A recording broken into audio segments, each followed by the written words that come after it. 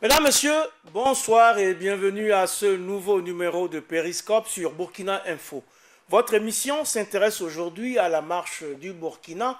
À la marche du Burkina, 3 ans après le putsch qui a failli encaserner la marche de la transition démocratique enclenchée suite à l'insurrection populaire de fin octobre 2005. De fin octobre 2014, pardon. Nous évoquerons aussi la situation sécuritaire nationale et jetterons éventuellement un regard sur l'actualité politique du continent. Comme à l'accoutumée, 2 invités sont sur le plateau ce soir pour ce tour d'horizon pédagogique que j'espère vous pourrez suivre avec nous, et c'est Périscope qui vous l'offre chaque semaine. Mes 2 invités, c'est tout d'abord Ali Sanou. Il est secrétaire général du mouvement burkinabé des droits de l'homme et des peuples, MBDHP. Bonsoir, Monsieur Sanou, et merci d'avoir accepté notre invitation. Bonsoir, Monsieur Toumoudi. L'invité sur Périscope ce soir également, Yacouba Ouedraogo, docteur en droit public. Il est assistant à l'université Ouagadougou. Bonsoir, Monsieur Ouedraogo, et merci d'avoir accepté notre invitation. Bonsoir. Mesdames, Messieurs, à nouveau bonsoir. Tout le plaisir est pour moi de vous retrouver sur ce plateau pour le 46e numéro de votre émission Périscope.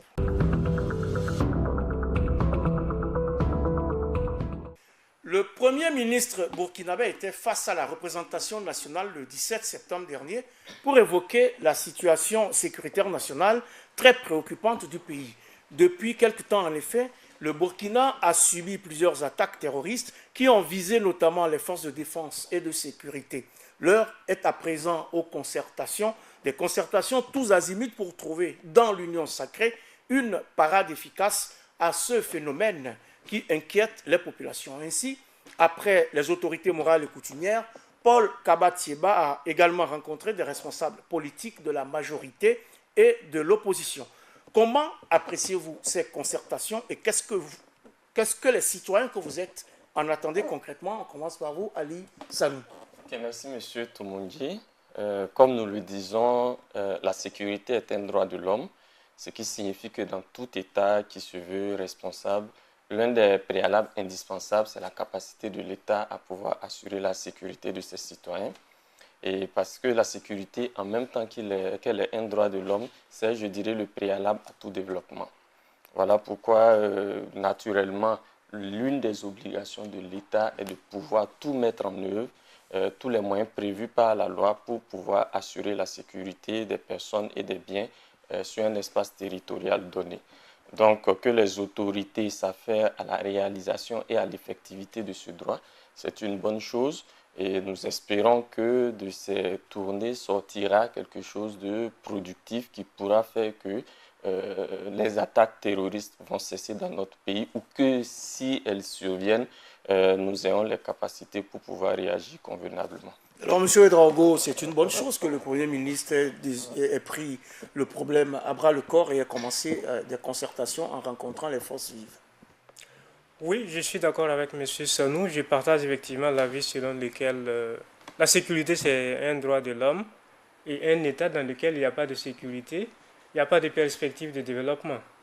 Voilà. Et ce que je note aussi, c'est le fait que ces rencontres sont quand même une certaine manière aussi de pratiquer le pouvoir. Je pense qu'il y a eu une certaine évolution dans la gouvernance, puisque l'État pouvait envoyer ses forces de défense et de sécurité sans concerter les forces vives de la nation.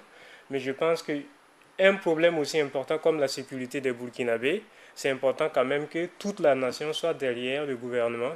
Je pense que c'est pour cela que le Premier ministre a pris l'initiative de rencontrer les autorités coutumières et religieuses et aussi l'opposition pour qu'ensemble, il y ait un consensus sur les mesures à prendre pour lutter efficacement contre ce phénomène qui dure depuis quelques années et qui nous crée beaucoup de désagréments. Voilà, et qui nous crée beaucoup de problèmes. De toute façon, c'est sans doute aussi pour mieux faire face à la situation que le gouvernement a adopté le 19 septembre, au cours de sa réunion hebdomadaire, un décret portant création, organisation, attribution et fonctionnement de la brigade spéciale des investigations antiterroristes et de lutte contre la criminalité organisée.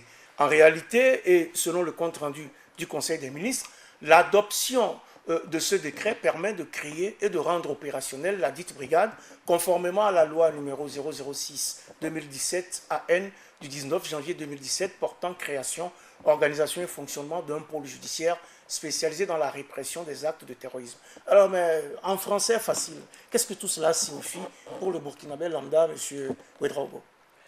Alors, cela signifie que le gouvernement a envie de prendre à bras le corps le problème du terrorisme et se donne les moyens, non seulement juridiques en adoptant les textes, puisque n'oublions pas aussi qu'il y a une loi qui définit aussi les actes de terrorisme qui date de 2009, je pense, qui a été modifiée. Et là, je pense que c'est l'aspect opérationnel que le gouvernement est en train de mettre en œuvre, puisque le terrorisme, c'est quand même des actes qui ne sont pas des criminalités ordinaires. Donc, il faut que la réponse aussi soit adaptée et que nos forces de défense et de sécurité disposent aussi d'un arsenal à la fois juridique et aussi des moyens logistiques nécessaires pour mener ces opérations de lutte contre le terrorisme. Alors, diriez-vous, Ali Sanou, que tout cela se met en place pas au bon moment, un peu tard? On aurait pu y penser plus tôt, non? Oui, naturellement. Je pense que lutter contre le terrorisme, c'est non seulement œuvrer à prévenir les actes de terrorisme, être capable de riposter lorsqu'ils se produisent et lorsqu'ils se produisent, en fait, avoir des capacités d'investigation qui permettent qu'on puisse arrêter éventuellement les commanditaires. Et je pense que la mise en place de cette brigade spéciale répond justement à cela. Mais une chose est de mettre en place la brigade sur le papier, une autre chose est de la rendre opérationnelle sur le terrain et de lui donner les capacités d'agir. C'est ce à quoi veut répondre le président Décret, si j'ai bien compris. Je l'espère bien parce que nous avons un précédent. Je sais qu'en octobre 2015, un conseil des ministres avait mis en place le Conseil de défense et de sécurité nationale. Et en octobre 2015, je dis, et vous voyez la première réunion de ce conseil. Donc ça va faire 2 ans? Voilà, 3 ans. 3 ans, ça va faire 3 ans. La première réunion de ce conseil-là s'est tenue en mai 2018. Donc près de 3 ans après sa mise en place. Donc, nous avons un État qui prend des dispositions, des mesures, mais dont la mise en œuvre n'est pas toujours suivie d'une certaine diligence. Et même lorsque la mise en œuvre se fait, les moyens nécessaires ne sont pas toujours mis en place pour que ces structures-là puissent jouer convenablement leur rôle. Et c'est justement cela l'un des problèmes qui handicape notre pays justement dans sa lutte contre le terrorisme. Alors sur ce coup-ci et sur ce point précis, si vous aviez un appel à lancer au gouvernement, ça sera lequel? Parce que là, on est un peu acculé, les populations sont très inquiètes, on apprend qu'il y aura donc désormais une brigade antiterroriste. Qu'est-ce qu'il faut faire maintenant? La brigade antiterroriste intervient si je me fie à son appellation, lorsqu'un acte est posé et qu'il faut mener des investigations judiciaires, cette brigade intervient pour quadriller le lieu, recueillir les éléments de preuve, enclencher une procédure judiciaire, etc. Mais sa création en elle-même n'est pas suffisante. Il faudrait qu'en amont, on ait un processus qui nous permette d'œuvrer à ce que la brigade n'ait pas de boulot. Et œuvrer à ce qu'elle n'ait pas de boulot, c'est donc travailler en amont. En amont, voilà, que les actes terroristes ne se commettent. Mais s'ils se commettaient, parce que l'histoire nous enseigne, les faits nous enseignent qu'on ne peut pas à 100% les éviter, que la brigade puisse faire son travail, mais qu'il y a aussi un pôle judiciaire spécialisé sous la coupe duquel cette brigade-là, cette brigade-là puisse travailler. C'est tout un enchaînement logique qui doit être mis en place. J'espère que c'est cette réflexion-là qui a guidé la mise en place par le Conseil des ministres et l'adoption des textes relatifs à la mise en place de cette brigade. Et c'est les faits qui vont nous édifier sur le fait que nos autorités ont tenu compte de la logique de mener une lutte coordonnée et efficace contre le terrorisme. Alors, monsieur, il faut travailler beaucoup plus en amont, mais en même temps, il faut être prêt à réagir. Oui, je pense que c'est dû aussi à l'expérience, à la mauvaise expérience que notre pays a vécue depuis 2016, les attaques terroristes répétées. Ça prouve que notre arsenal juridique et logistique n'était pas très adapté à ce type de menaces. Et je suis d'accord avec l'idée selon laquelle il faut prévenir. Voilà, il faut prévenir. Je pense aussi que les forces de défense et de sécurité veulent aussi qu'on leur donne beaucoup de moyens pour améliorer le renseignement, aussi l'aspect opérationnel sur le terrain. Voilà, donc je pense que En tout cas, la meilleure réponse, c'est la prévention. Ouais. La meilleure réponse, défense, c'est l'attaque. voilà, et voilà, c'est la prévention. Malheureusement, comme a dit M. Sanou, il arrive des situations qu'il y ait des attaques. À défaut de pouvoir prévenir le mal, il faut aussi pouvoir le traiter sur le plan juridique et traduire les personnes, pouvoir arrêter et traduire les personnes devant la justice comme il se doit. On en attend beaucoup en tout cas parce que nous sommes préoccupés, il faut le savoir, le terrorisme a fait beaucoup de victimes au Burkina ces dernières années, ces derniers mois. Ce sont en effet, et le Premier ministre en a fait le compte le 17 septembre dernier à l'Assemblée nationale, ce sont donc 118 Burkinabés qui ont trouvé la mort de 2015 au 15 septembre 2018. Là-dessus, je vous propose de suivre cet élément réalisé par la rédaction de Burkina Info avec la voix de Vanessa Diasso sur une infographie signée Joseph Bassia.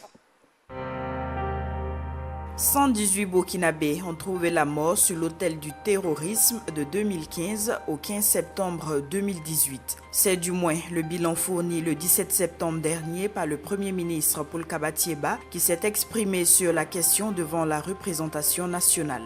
Sur ces 118 décès, on dénombre 48 victimes parmi les forces de défense et de sécurité, 70 personnes du côté des civils. Le bilan précise par ailleurs que 69 victimes, soit 31 éléments des forces armées et 38 civils, ont été dénombrés pour le compte de 2018 du 1er janvier au 15 septembre. Ces chiffres soulignent bien le caractère préoccupant de la situation sécuritaire au Burkina Faso, a tenu à indiquer le Premier ministre Paul Kaba Thiéba.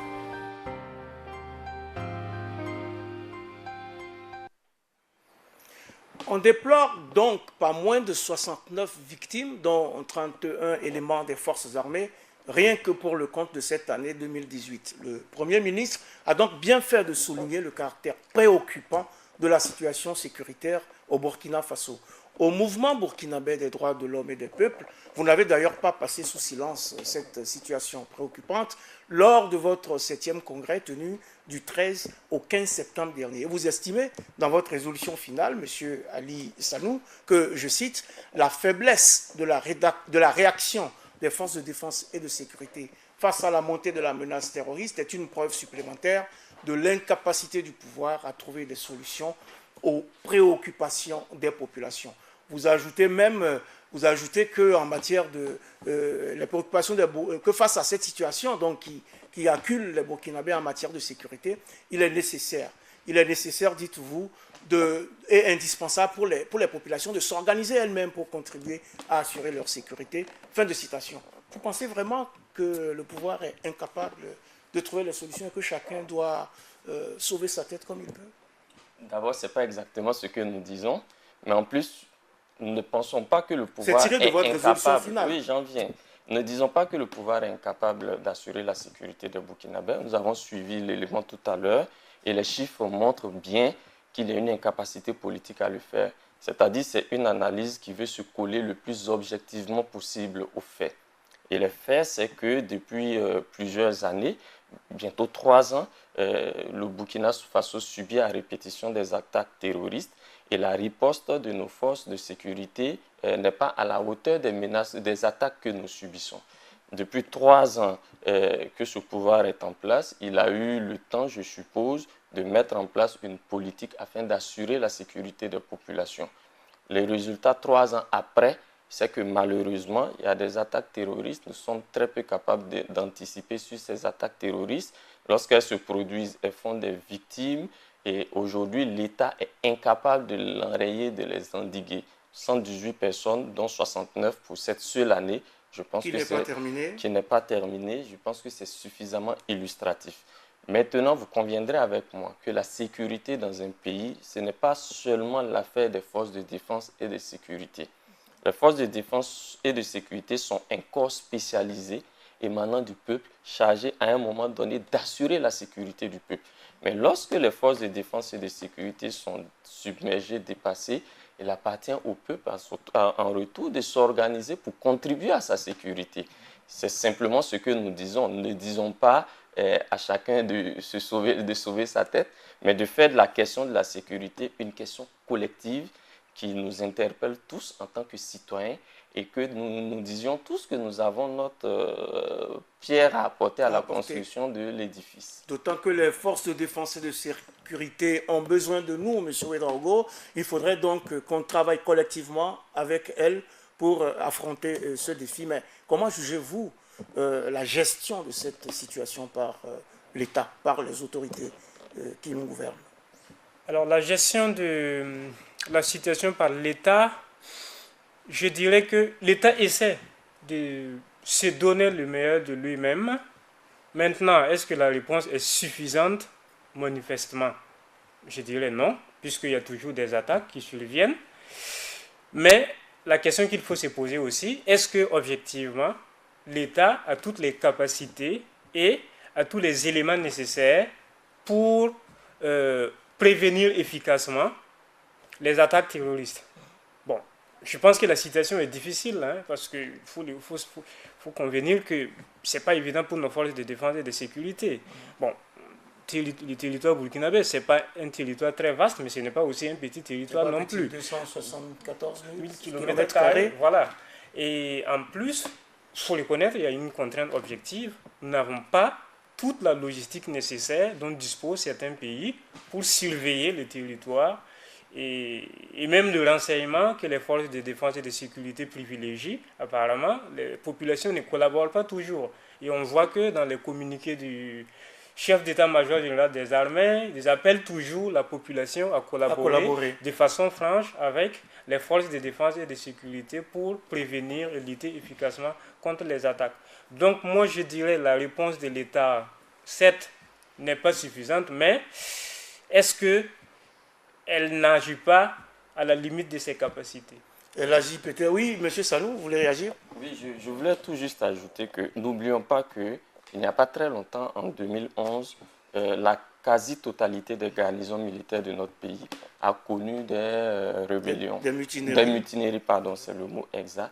Et l'un des enseignements que nous avons tirés de ces mutineries à répétition, c'est que, au sein de nos forces de défense et de sécurité, il n'existe pas un commandement fiable, capable, je dirais, en des périodes même difficiles, voilà, de pouvoir travailler à ce que les forces de défense et de sécurité remplissent convenablement leur mission. Pratiquement à l'époque, il n'y a pas très longtemps, tous les chefs militaires avaient disparu de la circulation et s'étaient enfuis parce qu'ils ne voulaient pas se faire prendre par leurs hommes. C'est un indicateur concernant une armée. En ce qui concerne le gros de la troupe, nous avons eu comme enseignement le fait qu'il y avait quand même beaucoup de militaires de la troupe qui ne se reconnaissaient pas dans leurs supérieurs, qui n'étaient pas prêts à leur obéir. C'était des indicateurs qui permettaient de dire que nos forces de défense et de sécurité étaient déjà à l'époque dans un état de désorganisation tel qu'il fallait entreprendre des réformes pour qu'elles puissent remplir leur mission régalienne. Mais au lieu de cela, de 2011 à maintenant, nous sommes à 7 ans après, moi je n'ai pas entendu dire qu'il y a eu des réformes fondamentales au sein des forces de défense et de sécurité.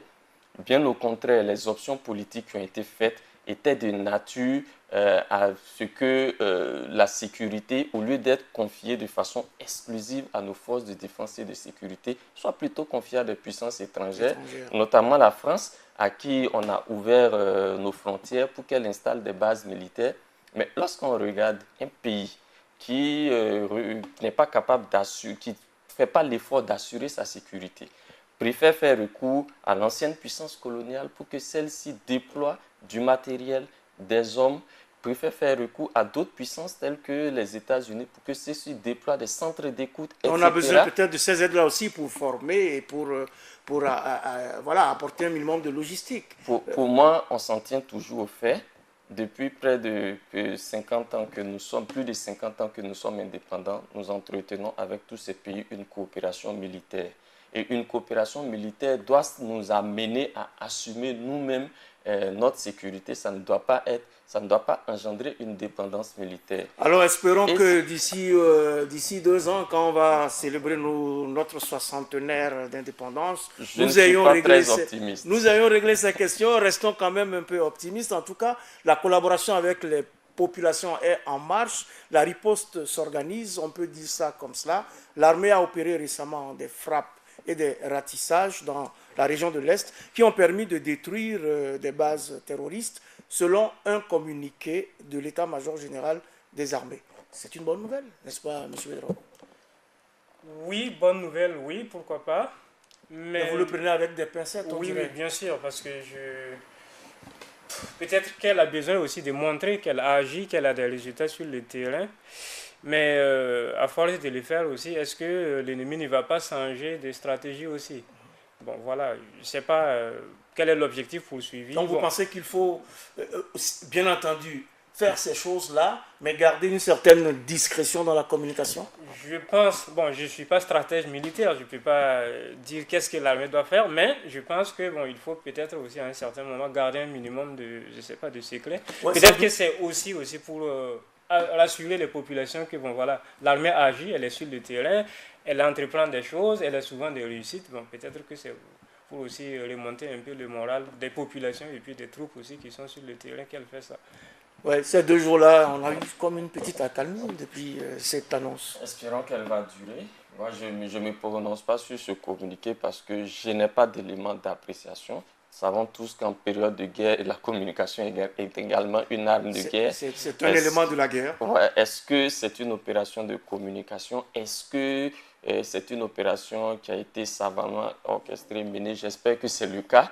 Mais je n'ai pas d'éléments d'appréciation, comme j'ai dit, donc je préfère ne pas me prononcer là-dessus. Oui, mais il faut quand même saluer la bravoure et le sens patriotique de nos soldats qui font de leur mieux avec les moyens dont ils disposent et qui payent déjà un lourd tribut à cette guerre qui nous est imposée, parce que quand même, on ne peut pas dire qu'ils ne sont pas animés de volonté. On a même eu des attaques qui ont été déjouées. Et il faut quand même qu'ici, on leur rende cet hommage et qu'on continue à travailler pour les encourager, leur donner du tonus afin qu'ils continuent de nous protéger. Oui, c'est juste parce que nous avons tous des voisins, des parents, des frères, des soeurs qui sont membres des forces de défense et de sécurité. Et généralement, les remarques que nous faisons tendent justement à ce que l'État puisse assumer son rôle régalien pour que ces personnes-là puissent mener leurs activités en toute sécurité. Quand il y a une attaque à Ouagadougou et que nous apprenons que l'unité spéciale d'intervention de la gendarmerie nationale doit intervenir, on imagine bien que c'est dans des conditions extrêmement périlleuses qu'ils le font, au prix même de leur vie. Et on ne peut pas, en tant que citoyen, rester indifférent. Mais en plus de cela, en tant que citoyen, nous avons également une autre obligation, celle de dire à l'État, lorsque cette unité intervient et qu'elle perd un homme, parce que justement, l'un des boucliers a lâché et qu'elle n'a plus de bouclier, c'est qu'il y a une défaillance de l'État quelque part. Nous avons également l'obligation de dire, lorsqu'un poste de police est attaqué, que les éléments de garde sont obligés de s'enfuir parce qu'ils n'ont pas de quoi riposter, il y a un problème quelque part. Mais comme vous avez constaté dans l'un des actes de notre congrès, nous avons justement fraternisé, apporté un soutien fraternel à tous ces éléments des forces de défense et de sécurité, notamment ces jeunes soldats qui, au prix de leur vie, se battent et essaient en tout cas autant qu'ils peuvent d'assurer la sécurité des personnes et l'intégrité de notre territoire. Les forces de défense et de sécurité se battent, elles sont de vaillants soldats, n'est-ce pas, M. Védro? Oui, bien sûr, je suis d'accord avec l'analyse de M. Sanou. Je pense qu'on ne peut pas, objectivement, en tant que Burkinabé, ne pas reconnaître le travail que ces gens font. Et on peut déplorer, effectivement, le manque de moyens, puisque souvent, je pense que ces personnes périssent parce qu'ils n'ont pas les moyens nécessaires pour pouvoir riposter face à un ennemi qui est imprévisible, souvent mieux armé, mieux équipé. Et je pense qu'il doit y avoir quand même une union sacrée de tous les pays derrière ces gens, puisque c'est pour nous qui défendent les couleurs du Burkina, au prix de leur vie, malheureusement. Et je pense qu'on doit être solidaire avec ces différents corps de notre armée et puis de nos forces de sécurité. De nos actes dépendront également les postures et les résultats qu'on pourra obtenir de ces forces de défense et de sécurité. Alors, encourageons-les, restons solidaires et collaborons avec les forces publiques pour que toutes ces velléités d'attaque soient déjouées.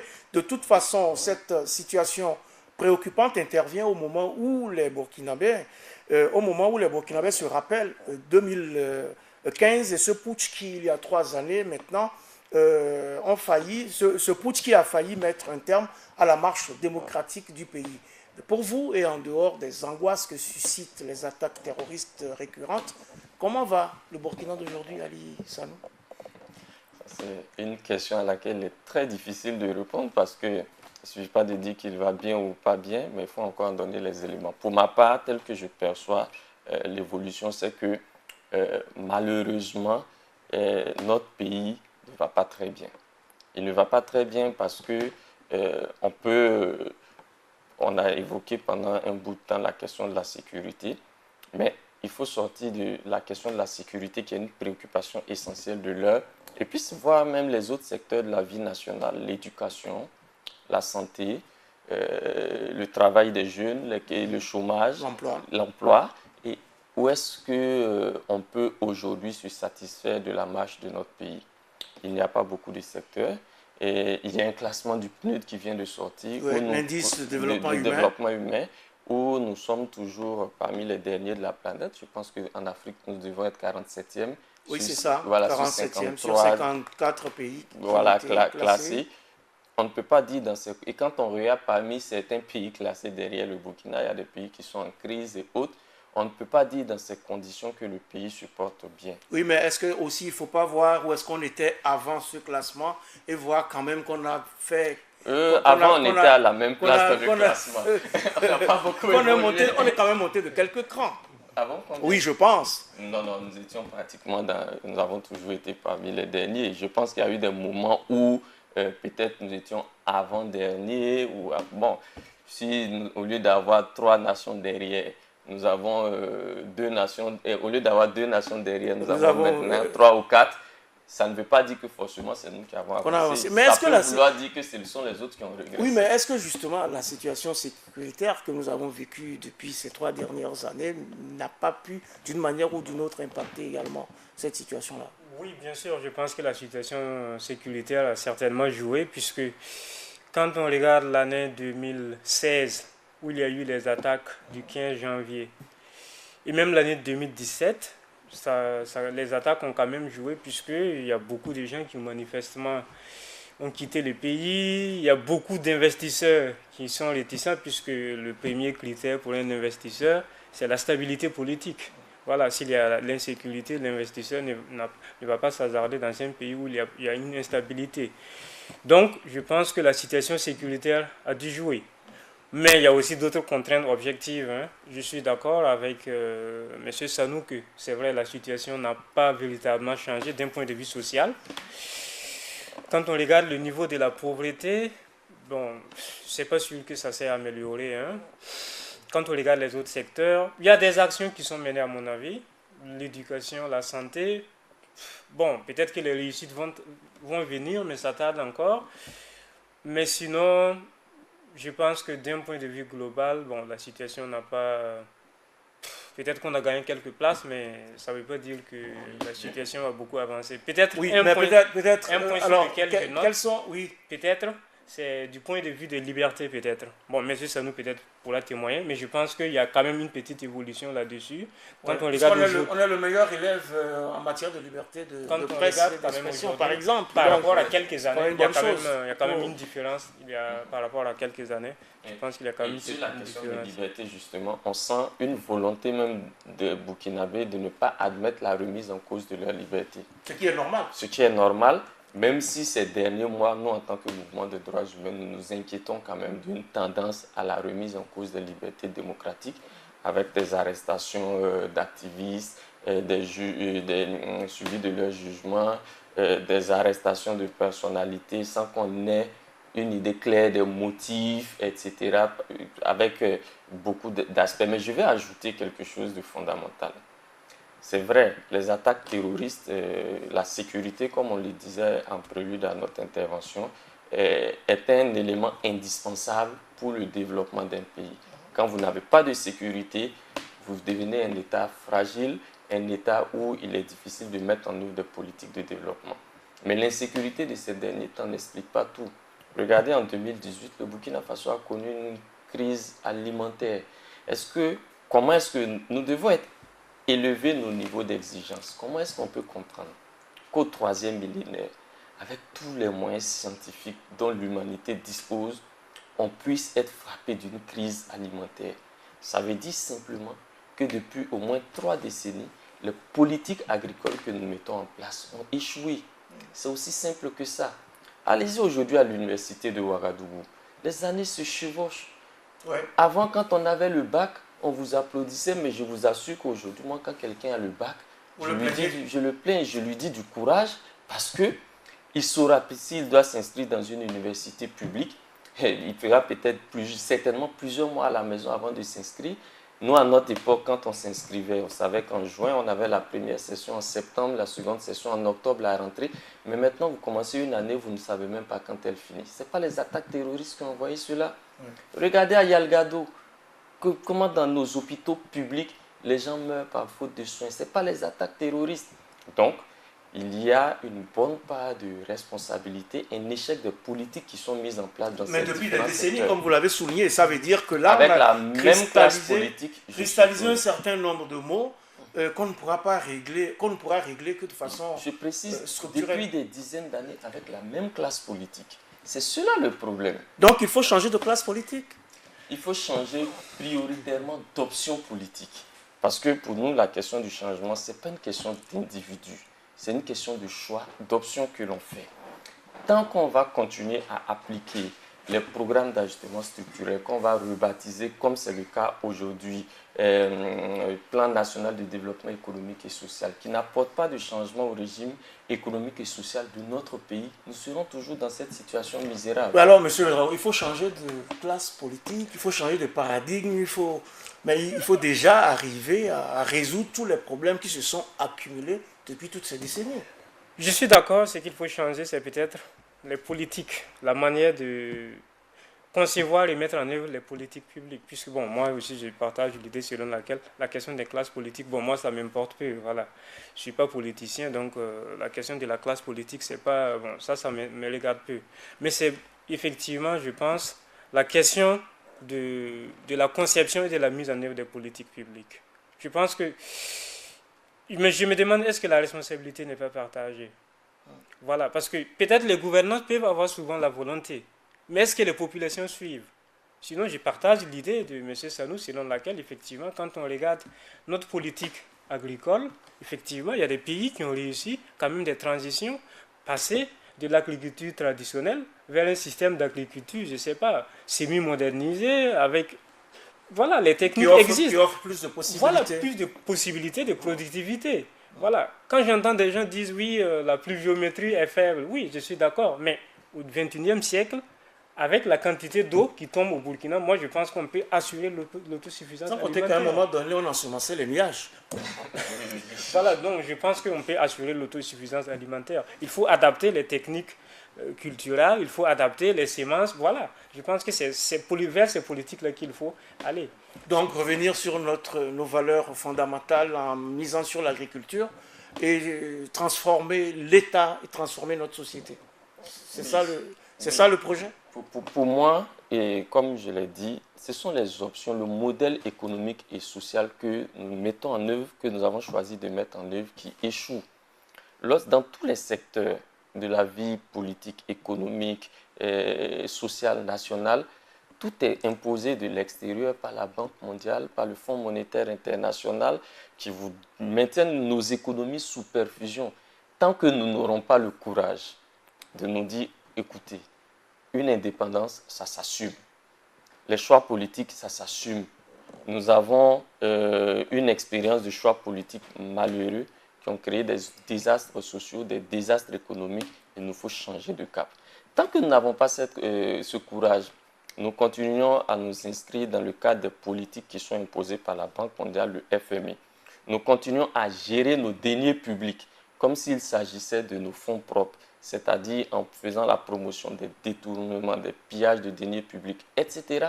Mais nous n'allons pas nous développer. Alors, quelles devraient être, selon vous, en tant que citoyens, les priorités sur lesquelles doivent travailler les gouvernements aujourd'hui, rapidement? Pour moi, d'un point de vue économique, dans un premier temps, il faut qu'on travaille à ce que notre économie soit tournée vers la satisfaction des besoins de notre peuple. Il n'y a pas de raison que le Burkina Faso ait de l'or et que cet or-là ne bénéficie que peut-être de 10%, qu'il accorde des exonérations aux sociétés minières et qu'il organise lui-même le pillage en règle de ses ressources naturelles. Il n'y a pas de raison que ça se fasse. Il n'y a pas de raison qu'on ait une politique agricole incitative quand il s'agit des cultures de rente, mais que lorsqu'il s'agit des cultures vivrières, mais que les paysans soient délaissés à eux-mêmes. Il n'y a pas de raison que l'éducation et la santé, qui sont en réalité les véritables moteurs du développement, soient laissés à la traîne. Prenez l'exemple d'un pays comme le Japon. Quand on parle du Burkina, oui, très rapidement, quand on parle du Burkina, on nous dit non, nous sommes pauvres, nous n'avons pas de ressources naturelles. Mais le Japon a quelles ressources naturelles? Mais c'est la troisième économie du monde. Mais le Japon, lorsqu'on entend parler des archipels et autres, c'est les tsunamis et autres. Mais ils sont la troisième puissance économique. Oui, sans doute, parce qu'ici aussi, on manque de discipline et de rigueur. C'est le mot que j'allais dire. Et d'ailleurs, la semaine dernière, il y avait des Japonais qui avaient offert 4 forages à un village. Et dans les recommandations qu'ils disaient, ils disaient que aux populations d'avoir de la discipline pour entretenir les forages. Donc, vous voyez, le terme que vous utilisez, c'est le terme juste. Voilà, donc quand vous prenez l'exemple du Japon et même de l'Allemagne, c'est des pays où il y a beaucoup de discipline. Voilà, donc voilà pourquoi je disais tantôt, est-ce que la responsabilité n'est pas partagée? Puisqu'on ne peut pas se développer dans un pays aussi où il y a de l'indiscipline. Quelles que soient les belles politiques que vous allez concevoir, mais tant qu'il y a de l'indiscipline, vous ne pouvez pas les mettre en œuvre, ça va pas réussir, elles ne sont pas efficaces. Sinon, je suis d'accord effectivement qu'il faut transformer les bases même de notre économie. Par exemple, l'agriculture. Voilà, on sait que c'est un fondement essentiel. Un pays qui ne mange pas à sa faim, mais ne peut pas produire pour autre chose. Et effectivement, je partage le point de vue de M. Sanou. Quand on voit qu'on exporte du coton, pendant ces temps, on n'arrive même pas à cultiver suffisamment de maïs et de sorgho pour la population. Moi, je pense qu'il y a un problème. Il faut encore qu'on arrive à transformer notre coton. De l'indiscipline, ce n'est pas bien. De l'incivisme, ce n'est pas bien. Il nous faut plus de discipline et plus de rigueur. Sinon, on aura encore des putschs. Un putsch, on s'en souvient, qui 3 ans après avait été qualifié du plus bête coup d'État du monde. Instant souvenir sur ce jour où tout a basculé dans ce reportage signé Samba Kassile Traoré de la rédaction de Burkina Info. On se rappelle encore du 16 septembre 2015, alors qu'il restait 2 mois, jour pour jour, pour que les élections qui allaient mettre fin à la transition se tiennent. Coup de théâtre. Il est 14 heures. Des éléments du tristement célèbre régiment de sécurité présidentielle RSP débarquent à Kossiam, où se tenait l'hebdomadaire Conseil des ministres. Ils prennent en otage Michel Kafando, alors président du Faso, et son premier ministre Yacouba Isaac Zida, de même que 2 autres ministres.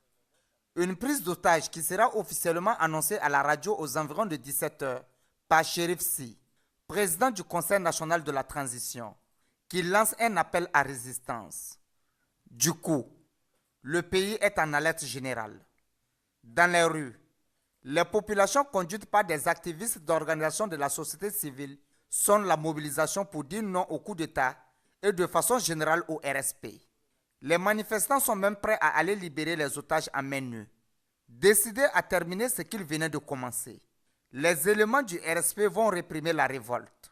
Cependant, on ignorait jusque-là qui était le commanditaire de cette prise d'otage.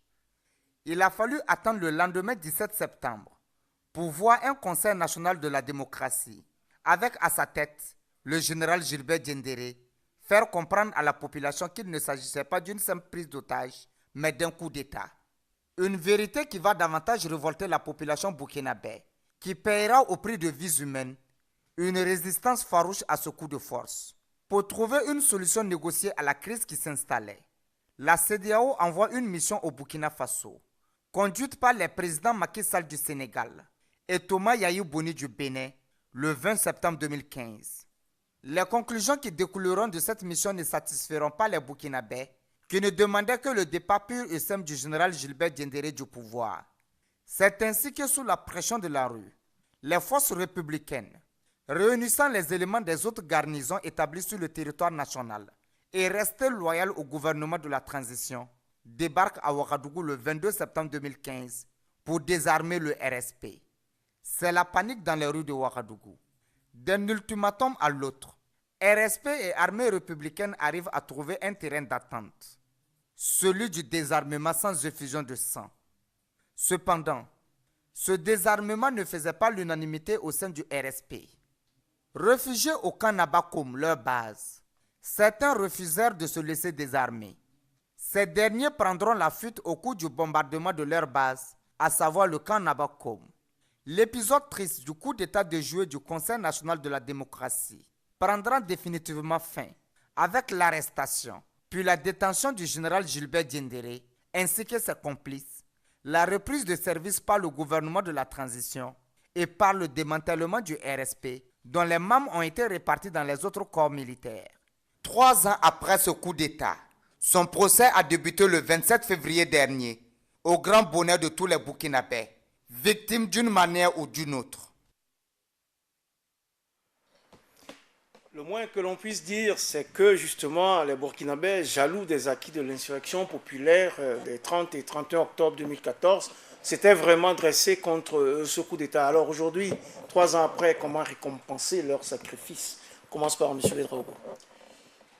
Alors je dois avouer, je n'étais pas au Burkina pendant ce putsch, mais je profite quand même saluer la volonté, la détermination des Burkinabés, qui est un peuple qu'on sait qui n'aime pas se soumettre, et je pense qu'il l'a démontré à travers cette action de résistance. Et je pense que la meilleure récompense qu'on peut offrir à ce peuple, c'est bien sûr assurer les bases du développement et préserver les libertés qu'ils ont chèrement acquises au cours de leur histoire. Voilà. Comment récompenser ce sacrifice? Il y en a eu beaucoup de pertes. Comment récompenser les Burkinabés pour cette détermination? C'est pas simple d'avoir réussi à déjouer un tel putsch. C'est juste, et je pense que c'est le lieu de s'incliner devant la mémoire de tous ceux-là qui nous ont quittés malheureusement à l'occasion de ces tristes événements, mais également de dire que notre peuple, une fois de plus, a donné une leçon qui est que tous les peuples sont souverains. Ils ont la capacité, s'ils s'organisent, de changer leur destinée et de dire non à un pouvoir fut-il issu d'un coup d'État. Et la meilleure manière justement de réconcilier, ou plutôt de rendre hommage aux personnes qui sont tombées, c'est de leur rendre dans un premier temps vérité et justice pour tout ce qu'ils ont subi. Nous espérons qu'à l'occasion de ce procès actuellement en cours, les personnes qui ont eu à poser des actes répréhensibles seront condamnées à la hauteur des actes qu'ils ont posés et que ceux qui nous ont quittés malheureusement, s'ils ont des ayants droit, des enfants, que ces derniers soient reconnus comme des pupilles de la nation et que notre nation, en reconnaissance du sacrifice que leurs parents ont commis et ont connu pour la liberté et la démocratie, puisse s'occuper d'eux convenablement comme les enfants de la nation tout entière. Mais vous faites bien de parler de ces victimes parce que le bilan humain il est quand même lourd. On a dénombré une quinzaine de morts et 251 blessés. Tout ce monde espère que justice lui sera rendue à l'issue du procès qui s'est ouvert, il faut le rappeler, le 28 février dernier à Ouagadougou. Vous êtes tous les deux des juristes. Quel est votre sentiment, M. Ouédraogo, 7 mois après l'ouverture de ce procès historique et très attendu? Mon sentiment, c'est, bon, vous avez rappelé, nous sommes des juristes, mais le problème de la justice, c'est qu'elle ne fonctionne pas autant où les citoyens voudraient. Parce que la justice qui va vite, c'est une justice qui risque d'être dangereuse, qui risque de peut-être de passer à côté.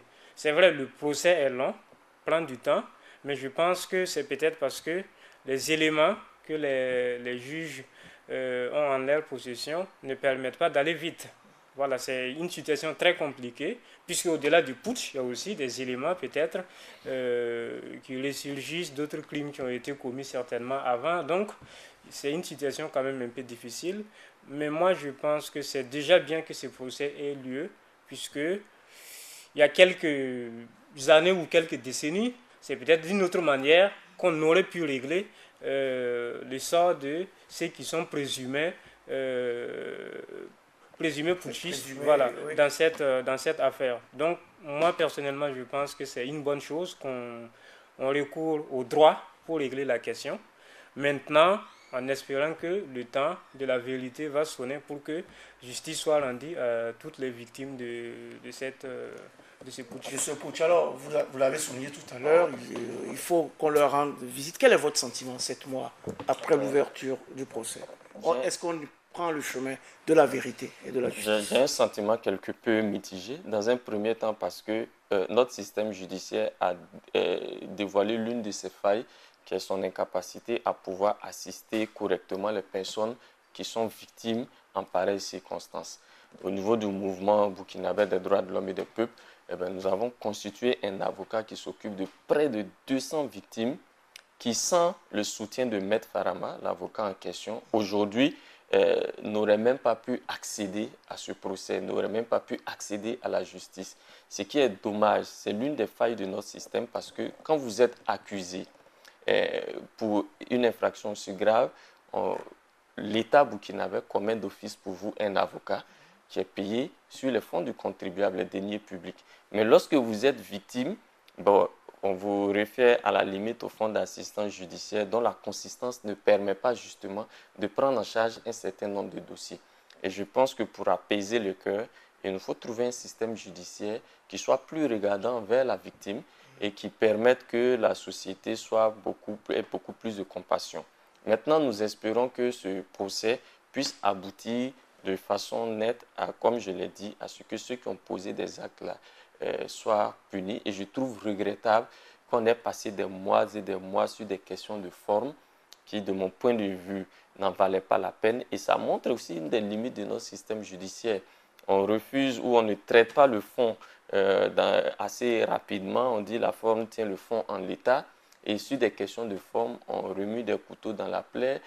Parce qu'au contact des victimes, nous voyons que certaines victimes sont carrément révoltées lorsqu'elles voient que le procès tourne en rond et ça coûte à l'État burkinabé très cher parce que même la sécurité autour, voilà.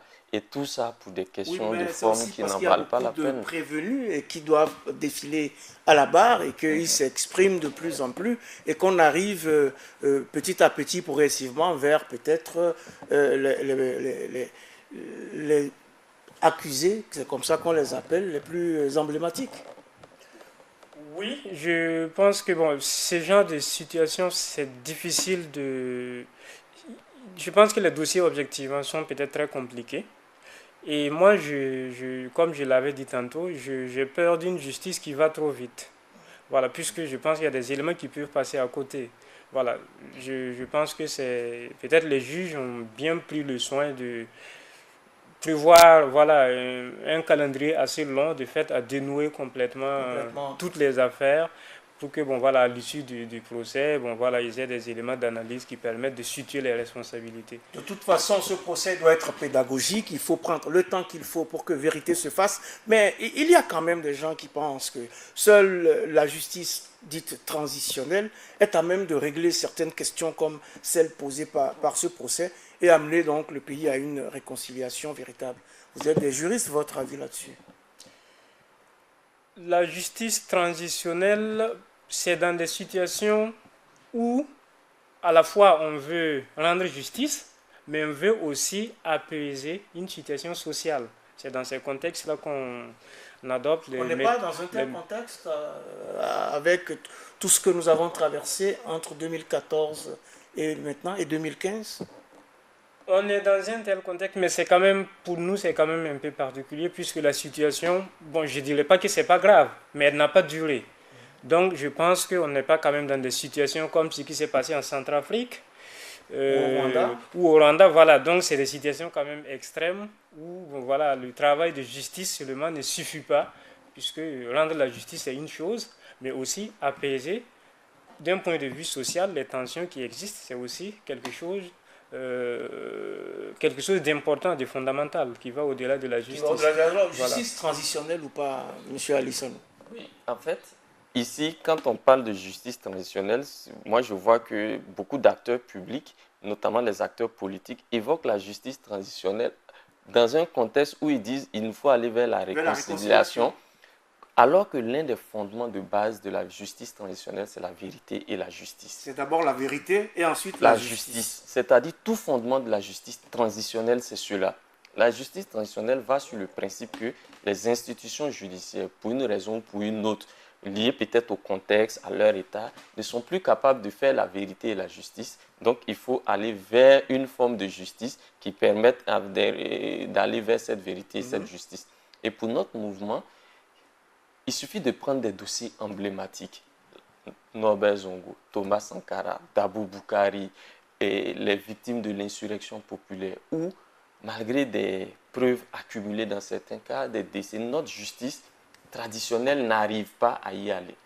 Donc, dans cette optique, nous ne sommes pas opposés à une idée de justice transitionnelle, mais en précisant que pour nous, une des formes de justice transitionnelle qui sied aujourd'hui, c'est qu'il y ait par exemple des juridictions spéciales pour connaître des crimes économiques et des crimes de sang qui ont jalonné l'histoire de la 4e République et pour lesquels la justice traditionnelle n'a pas montré sa capacité ou sa volonté, c'est selon, à aller vers le dénouement judiciaire.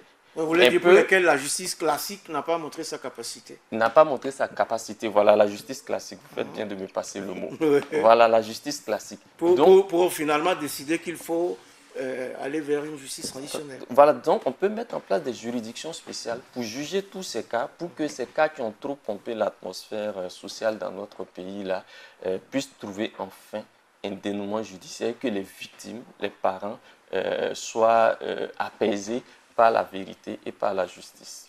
En tout cas, au sortir d'un atelier qui a réuni ses responsables cette semaine même, le Haut Conseil pour la réconciliation et l'unité nationale a notamment abordé les formes de collaboration entre les justices classiques, traditionnelles et transitionnelles. Une attente a notamment été formulée pour l'élaboration d'un guide à ce sujet. Le Haut Conseil, donc le HCROUN, fait-il bien? Oui, je pense qu'ils font peut-être leur travail, mais la question que je me pose dans tout ça, est-ce qu'ils évoquent la question de la prise en compte des victimes de ces situations?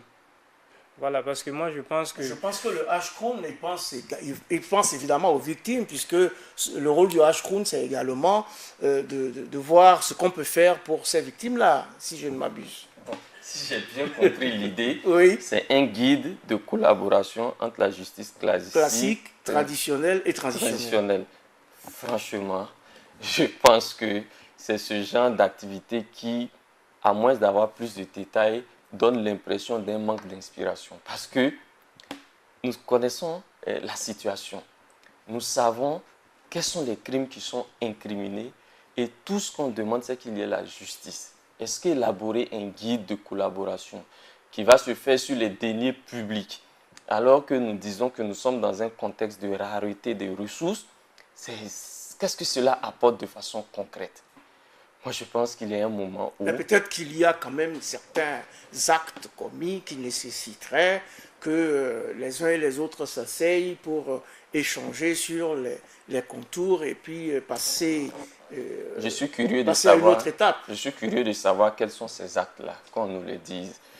Mais parce que, vous voyez, un guide, alors qu'on parle de vérité et de justice, je pense qu'il y a des moments où véritablement, il faut une volonté politique, et c'est ce qui est défaillant dans notre contexte. Il faut une volonté politique d'aller vers la vérité. Oui, sans doute, peut-être que le guide travaillerait à clarifier un peu tout cela et à montrer comment y arriver, par quel mécanisme y arriver. Moi, je suis vraiment sceptique avec cette idée de justice transitionnelle. Moi, je pense que notre situation ne relève pas. Je pense que les juridictions classiques, si on les renforce, les juridictions actuelles, je pense qu'elles peuvent faire le travail de la justice, voilà, pour les différents crimes qui ont été commis au Burkina.